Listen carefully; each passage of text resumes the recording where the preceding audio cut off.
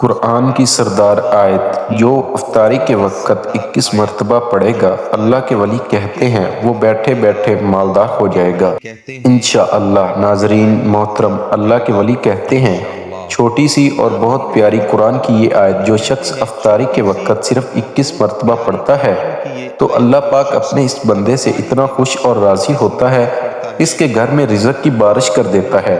تو ناظرین، افطاری کا وقت وہ وقت ہے جو دعاؤں کی قبولیت کا وقت ہے۔ اس وقت ایک گھڑی ایسی ہے جس میں ہر دعا فوراً قبول ہوتی ہے۔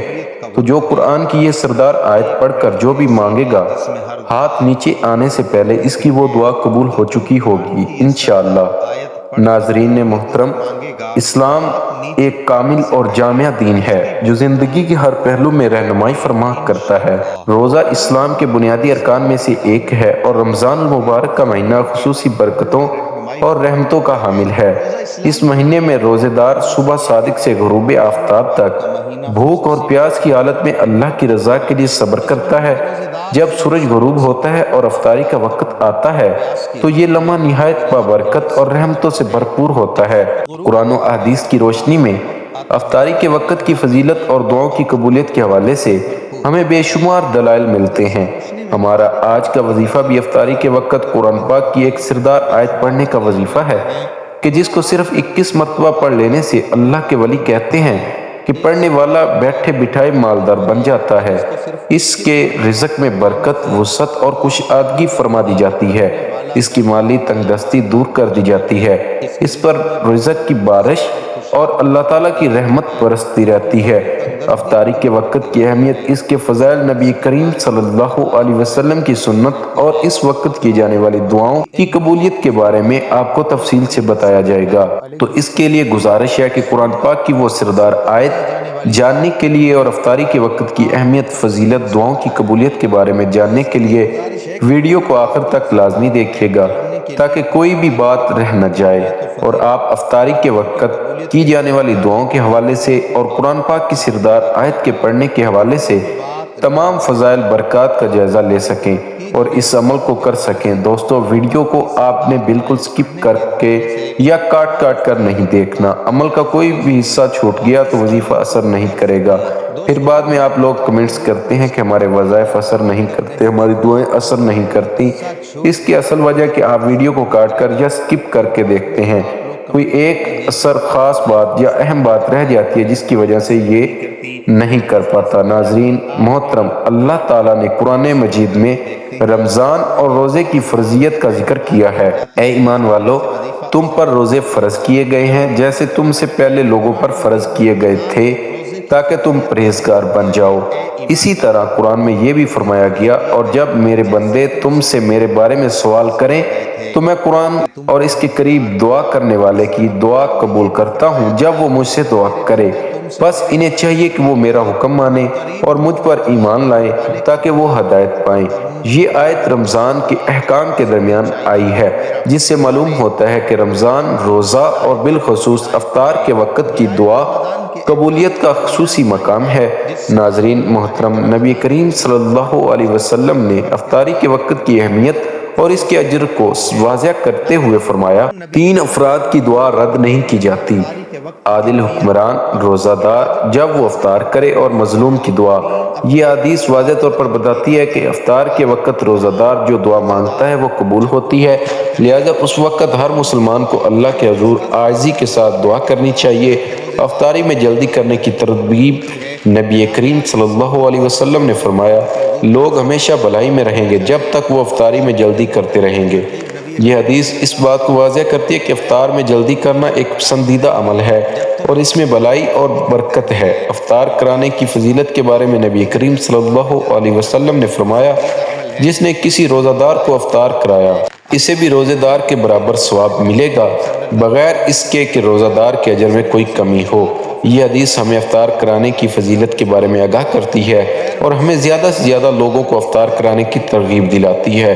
ناظرین محترم، ویسے تو بہت سی دعائیں، لیکن افطاری کے وقت کی اہمیت اور فضیلت کو مد نظر رکھتے ہوئے کچھ ایسی دعائیں ہیں جن کے بارے میں آپ کو بتاتا چلوں جو قرآن و حدیث کی روشنی میں بہت ہی زیادہ اہمیت کی حامل ہے۔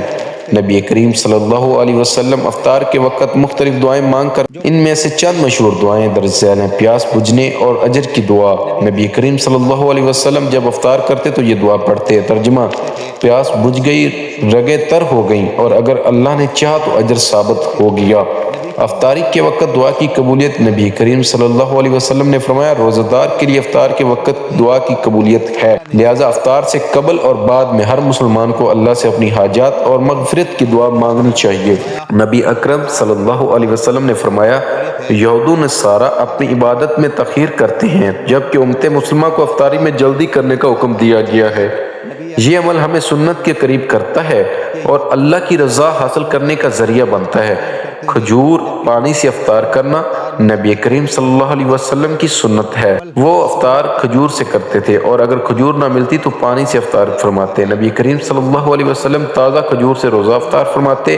اگر تازہ کھجور نہ ہوتی تو خشک کھجور سے، اور اگر وہ بھی نہ ہوتی تو پانی کے چند گھونٹ پی لیتے۔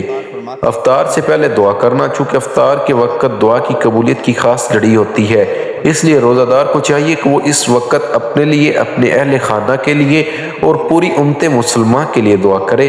شکر گزاری اور تقوی۔ افطار کے وقت ہمیں اللہ کی نعمتوں کا شکر ادا کرنا چاہیے کہ اس نے ہمیں روزے رکھنے اور پھر افطار کی سہولت عطا فرمائی۔ افطاری اور صدقہ خیرات اسلام میں دوسروں کے ساتھ مل کر کھانے اور روزے داروں کو کھانا کھلانے کی بڑی فضیلت بیان کی گئی ہے۔ رمضان میں افطاری کروانا ایک بہت بڑے اجر کا سبب ہے۔ ناظرین محترم، ہمیں بھی رمضان المبارک میں نیکی کے کاموں میں بڑھ چڑھ کر حصہ لینا چاہیے اور اپنی استطاعت کے مطابق زیادہ سے زیادہ غریبوں، مسکینوں اور ضرورت مندوں کو افطار کروائیں، تاکہ ہم اس عظیم اجر کے مستحق بن سکیں اور ڈھیروں ساری رحمتیں اور برکتیں اس ماہ مبارک میں سمیٹ سکیں۔ محترم ناظرین، قرآنی آیت کی تلاوت کی بے شمار برکات اور فضیلتیں ہیں جو دنیا اور آخرت میں کامیابی، روحانی سکون، گناہوں کی معافی کا ذریعہ بنتی ہیں۔ قرآن پاک اللہ کا کلام ہے اور اس کی تلاوت سے بے شمار نعمتیں حاصل ہوتی ہیں۔ قرآن پاک کی تلاوت کی بہت برکتیں اور فضیلتیں ہیں۔ قرآن پاک کی تلاوت سکون اور ہدایت کا ذریعہ ہے۔ اللہ تعالیٰ فرماتا ہے، یہ قرآن وہ راہ دکھاتا ہے جو بالکل سیدھی ہے۔ جو شخص قرآن پڑھتا ہے اور اس پر عمل کرتا ہے وہ سیدھے راستے پر چلتا ہے اور دنیا آخرت میں کامیابی پاتا ہے۔ دلوں کا اطمینان۔ اللہ تعالیٰ فرماتا ہے، سن لو، اللہ کے ذکر سے ہی دلوں کو اطمینان حاصل ہوتا ہے۔ قرآن کی تلاوت سے دل کی بے چینی ختم ہوتی ہے اور ذہنی سکون حاصل ہوتا ہے۔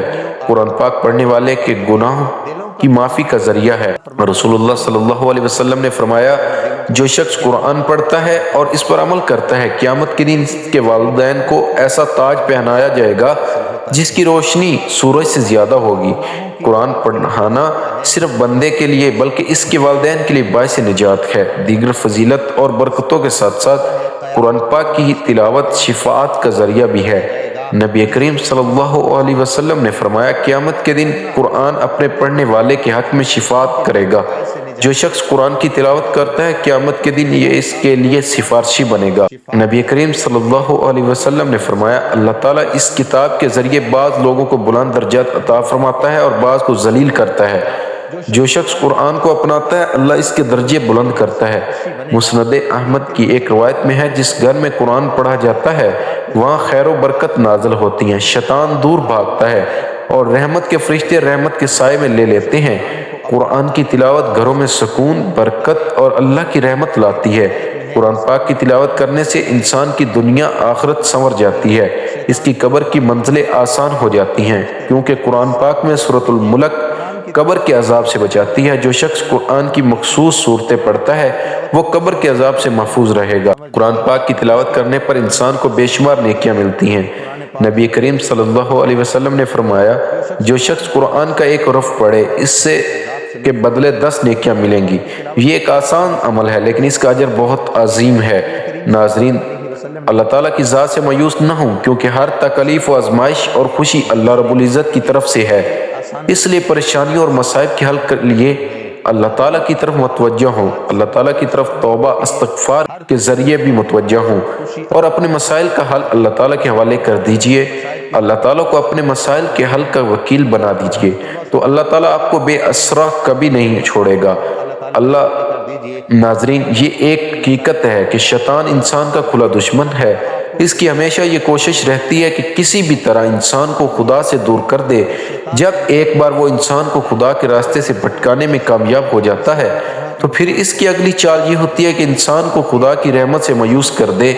اسی طرح اسے ہمیشہ رب کی نافرمانی والے راستے پر چلاتا رہے، لیکن اللہ تعالیٰ نے انسان کو سب سے زیادہ جس کی امید دلائی ہے وہ اس کی رحمت ہی ہے۔ قرآن مجید اور احادیث مبارک میں انسانوں کو مختلف پیروائیوں اور انداز میں سب سے زیادہ خدا کی رحمت امید دلائی گئی ہے۔ رحمت اللہ تعالیٰ کی صفات میں سے ایک صفت ہے جس سے اس نے اپنے آپ کو متصف کیا، اور وہ یہ صفت ہے جو کائنات کی ہر چیز پر حاوی ہے۔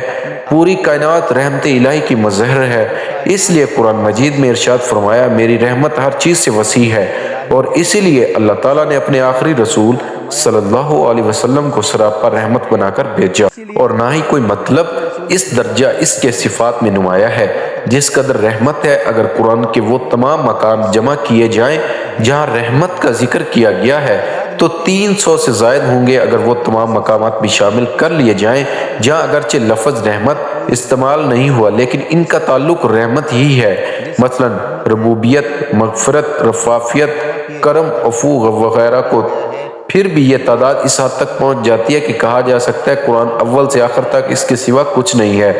رحمت الہی قیام ہے، اس کی رحمت کی کوئی حد اور انتہا نہیں، اس لیے کہ یہ اس خدا کی صفت ہے جس کی اپنی کوئی حد نہیں ہے۔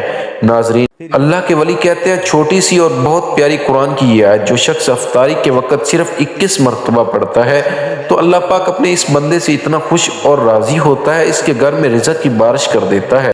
تو ناظرین، افطاری کا وقت وہ وقت ہے جو دعاؤں کی قبولیت کا وقت ہے۔ اس وقت ایک گھڑی ایسی ہے جس میں ہر دعا فوراً قبول ہوتی ہے، تو جو قرآن کی یہ سردار آیت پڑھ کر جو بھی دعا مانگے گا ہاتھ نیچے آنے سے پہلے اس کی وہ دعا قبول ہوگی انشاءاللہ۔ افطاری کروائیں، ثواب کمائیں۔ کسی روزہ دار مسلمان کو روزہ افطار کروانا ثواب کا کام ہے، اور احادیث مبارک میں اس کے بہت سے فضائل بیان کیے گئے ہیں۔ نبی اکرم صلی اللہ علیہ وسلم کا فرمان بشارت نشان ہے، جس نے حلال کھانے یا پانی سے کسی روزہ دار کو روزہ افطار کروایا، فرشتے ماہ رمضان کے اوقات میں اس کے لیے استغفار کرتے ہیں، اور جبریل امین علیہ السلام شب قدر میں اس کے لیے استغفار کرتے ہیں۔ سرکار دو عالم صلی اللہ علیہ وسلم نے ارشاد فرمایا ماہ رمضان میں جو کسی روزہ دار کو روزہ افطار کرائے گا تو اس کے گناہوں کی مغفرت کا باعث ہوگا، اور اس کی گردن جہنم کی آگ سے آزاد کر دی جائے گی، نیز اس روزہ دار کے برابر ثواب ملے گا، اور روزہ دار کے ثواب میں بھی کوئی کمی نہ ہوگی۔ کیا پیٹ بھر کر کھلانے پر ہی ثواب ملے گا؟ میٹھے میٹھے اسلامی بھائیوں، روزہ دار کو پیٹ بھر کر کھلانا ضروری نہیں، بلکہ جو کسی روزہ دار کو پانی بھی پلا دے اسے بھی انعام اکرام عطا فرما جانے کی بشارت دی گئی۔ چنانچہ نبی اکرم صلی اللہ علیہ وسلم نے فرمایا اللہ تعالیٰ روزہ افطار کروانے کا ثواب اس شخص کو بھی دے گا جو ایک کھجور، ایک گھونٹ پانی یا ایک گھونٹ دودھ سے روزہ افطار کروائے، اور جس نے روزہ دار کو پیٹ بھر کر کھلایا اللہ تعالیٰ اس کو میرے حوضے سے پلائے گا کہ کبھی پیاسا نہ ہوگا یہاں تک کہ جنت میں داخل ہو جائے۔ مفتی احمد ضیاء خان نعیمی علیہ رحمت اللہ علیہ قوی فرماتے ہیں روزہ افطار کرانے والے کو 3 فائدے ہوتے ہیں: گناہوں سے بخشش، دوزخ سے آزادی، اور اس سے روزے کا ثواب۔ مزید فرماتے ہیں خیال رہے کہ روزہ افطار کرانے سے ثواب روزہ تو مل جاتا ہے مگر اس سے روزہ عطا نہیں ہوتا، لہذا کوئی امیر لوگوں کو افطار کرا کے خود روزے سے بے نیاز نہیں ہو سکتا، روزے تو رکھنے ہی پڑیں گے۔ اجتماعی افطاری کروانے والے توجہ فرمائیں، بعض لوگ ماہ رمضان میں مختلف مقامات پر مسافروں اور عام لوگوں کے لیے اجتماعی افطاری کا اہتمام کرتے ہیں۔ یہ ایک اچھا عمل ہے، لیکن اس بات کا ضرور خیال رکھنا چاہیے کہ رزق کی بے قدری اور بے تقیری نہ ہو، نیز راہگیروں کو بھی پریشانی نہ ہو، اور نہ ہی لوگوں کا راستہ تنگ ہو۔ افطاری کے دوران 2 احتیاطی تدابیر: بعض لوگ افطار کے دوران کھانے پینے میں اس قدر مشغول ہو جاتے ہیں کہ نماز مغرب کی جماعت چھوڑ دیتے ہیں اور گھر میں ہی نماز پڑھ لیتے ہیں، حالانکہ بلا کسی صحیح شرعی مجبوری کے مسجد کی 5 وقتہ نماز کی باجماعت ترک کر دینا گناہ ہے۔ دن کا طویل حصہ خالی پیٹ رہنے کے بعد اسے ایک دام انواع اقسام کی چیزوں سے بھر دینا صحت کے لیے نقصان دہ ہے۔ بہتر یہ ہے کہ کم سے کم چیزوں سے، مثلا ایک آدھا کھجور پانی افطار کیجیے اور اچھی طرح منہ صاف کر کے نماز باجماعت میں شریک ہو۔ فیضان رحمت جاری رہے گا انشاءاللہ۔ اس کی تمام حاجات پوری ہو جاتی ہیں، اس کی تنگ دستیاں دور ہو جاتی ہیں، اس کی مالی پریشانیاں دور ہو جاتی ہیں، اس کو اللہ تعالیٰ غیب سے رزق عطا فرماتا ہے اور اتنا عطا فرماتا ہے کہ وہ خود دیکھ کر حیران ہو جاتا ہے۔ تو ناظرین، آپ نے وظیفہ کرنے کے لیے سب سے پہلے وضو کر لینا ہے۔ باوضو جب آپ دسترخوان پر بیٹھ جائیں تو افطاری سے کچھ دیر پہلے سب سے پہلے آپ نے پیارے آقا صلی اللہ علیہ وسلم کی ذات اقدس پر درود پاک کا نذرانہ پیش کرنا ہے۔ ایک بار ثواب کی نیت سے میرے ساتھ بھی درود پاک پڑھ لیں۔ اللہم صلی علی محمد وعلی آل محمد کما صلیت علی ابراہیم وعلی آل ابراہیم انک حمید مجید۔ اللہم بارک علی محمد وعلی آل محمد کما بارکت علی ابراہیم وعلی آل ابراہیم انک حمید مجید۔ درود پاک پڑھنے کے بعد جو آپ نے آیت 21 مرتبہ پڑھنی ہے وہ سورۃ بقرہ کی آیت ہے۔ اس آیت کو آیت الکرسی بھی کہتے ہیں، جس کی بہت زیادہ اہمیت اور فضیلت ہے۔ آیت الکرسی کی فضیلت کے بارے میں سبھی جانتے ہیں۔ آیت الکرسی قرآن کریم کی تمام آیت سے عظیم ہے۔ آیت الکرسی بہت بڑی عظمت اور رفعت والی آیت ہے اور اس بلندی اور برتری کا سبب ہے۔ اس میں بیان کردہ باتیں ہیں، یہ رب العالمین کی توحید، ان کی کبریائی، بڑائی، صفات پر مشتمل ہے۔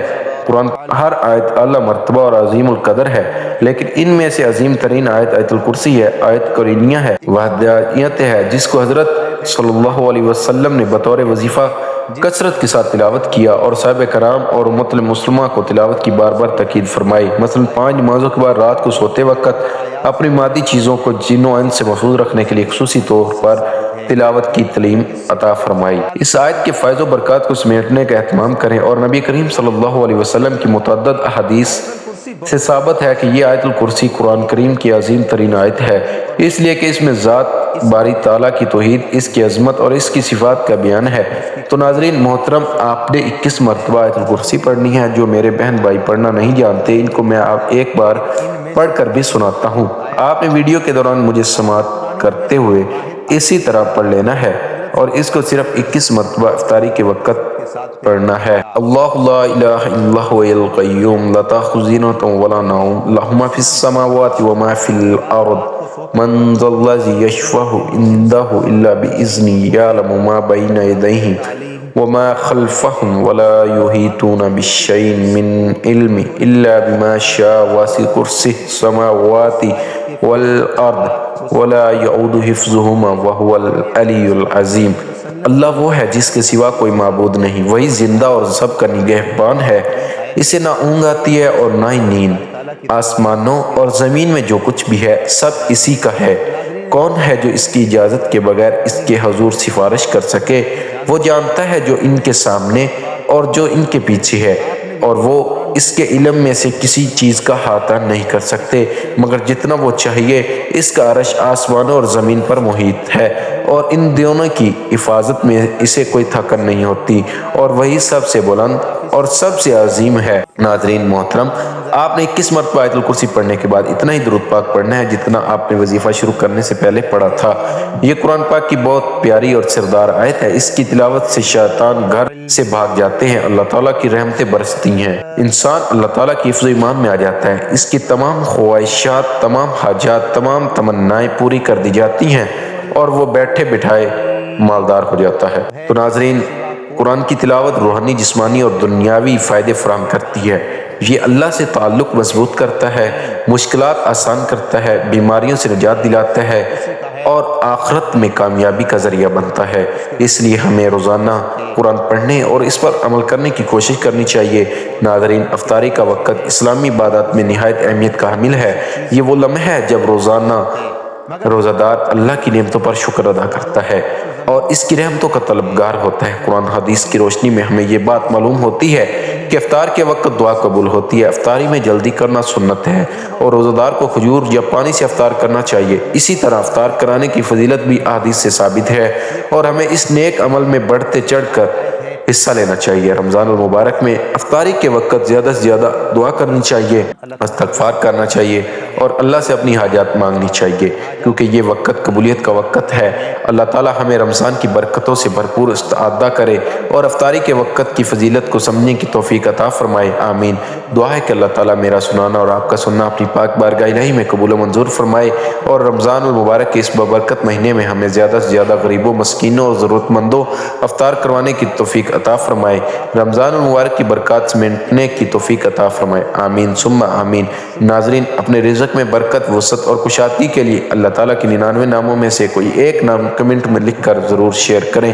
اللہ تعالیٰ ہم سب کا آمین ناصر ہو، آمین، جزاک اللہ۔ کو کھجور یا پانی سے افطار کرنا چاہیے۔ اسی طرح افطار کرانے کی فضیلت بھی احادیث سے ثابت ہے اور ہمیں اس نیک عمل میں بڑھ چڑھ کر حصہ لینا چاہیے۔ رمضان المبارک میں افطاری کے وقت زیادہ سے زیادہ دعا کرنی چاہیے، استغفار کرنا چاہیے اور اللہ سے اپنی حاجات مانگنی چاہیے، کیونکہ یہ وقت قبولیت کا وقت ہے۔ اللہ تعالی ہمیں رمضان کی برکتوں سے بھرپور استفادہ کرنے اور افطاری کے وقت کی فضیلت کو سمجھنے کی توفیق عطا فرمائے، آمین۔